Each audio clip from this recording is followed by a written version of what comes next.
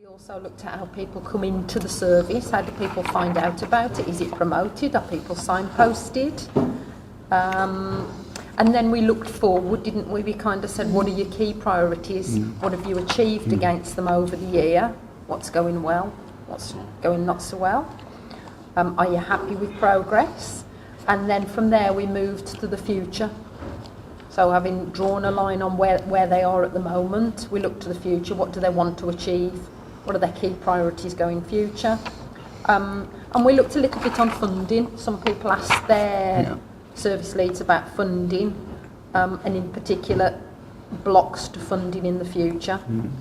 And then you talked a little bit, didn't you, about local people being involved in decision making and how much that actually happens. And that's the key bit for me, quite selfishly. So we've got the films and you did your interviews and they're all brilliant and they're all in the local account and it looks great.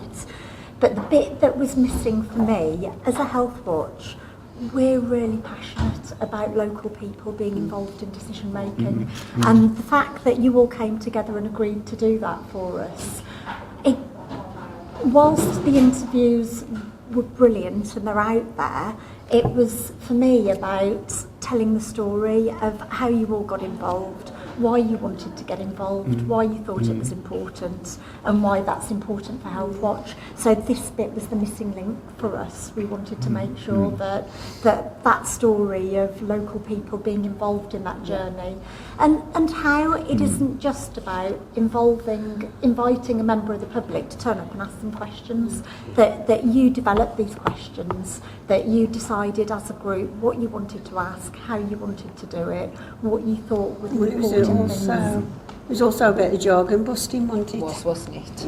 Yeah. In everyday language. Yeah. So that we can all understand it. And that had been a problem, hadn't it, previously? Yeah.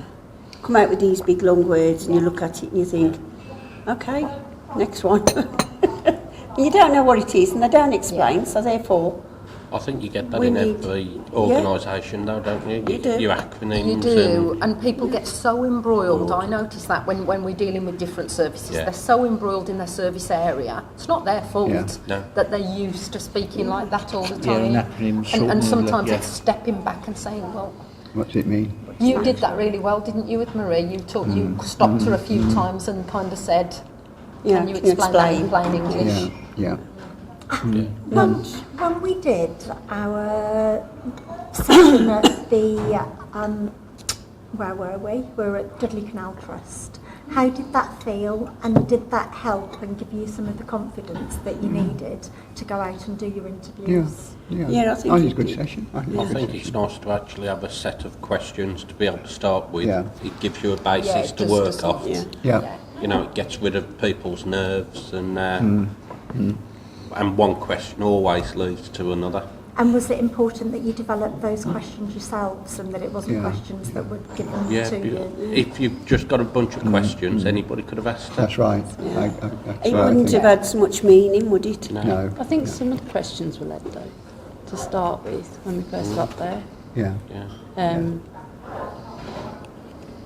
I think you needed that, but also the fact that you showed YouTube videos of like Brian Blessed's cubes and blobs, squares and blobs. You know, I think that really stuck in your mind because it sort of helps to visualise what you're meant to be doing and what you're actually aiming at.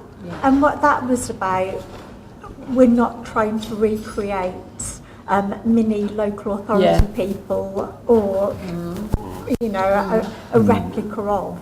It was about community different, and you've got different skills that complement and enhance the skills of decision makers, and it was about us understanding that we've both got something really valuable to contribute. I think it's probably good for the decision makers to actually meet as well.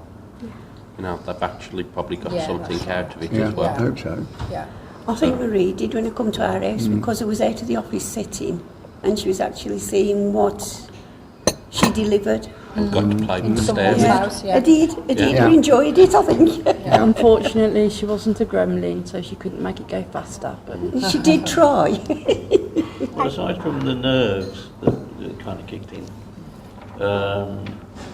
because it was kind of scripted, and so you're conscious of having this piece of paper and all the questions on. Because I don't normally work that way when I'm talking to people. Everything just comes off from the heart. So there was kind of that kind of pressure. It was a little bit pressured.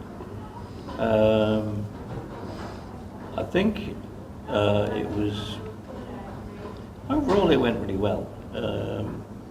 I think I had a tendency to keep looking at the script rather than him, which was a little bit kind of made me even more nervous because I thought, I'm not paying attention to this guy, I'm paying attention to what's on it. To your script. And is this the start of our learning that we spent the time developing the questions and then it's time for us to understand them before we go into that situation, because perhaps it was thrust on you and here are your questions and in you go. It's Also learning, I think, when to not talk as well, because you can just keep rattling away and then forget there's somebody else there who's got to speak to. So it's just a matter of letting them talk rather than being a simple Q&A thing. It was quite difficult to stop them though, wasn't it? It was, Yeah. even Marie, bless her, but, you know, you think, it's so easy for them to reel off a spiel that they've said hundreds of times in their job, you know, and you think, that's not what we're asking you. We're actually asking you direct questions. Yes, they're open-ended questions, but within a limit. And that's hard when you're not a professional to actually do. But the thing is, once you've got those questions in front of you, at least you can interject at some time and say, well, you're saying that, but we want to know about this.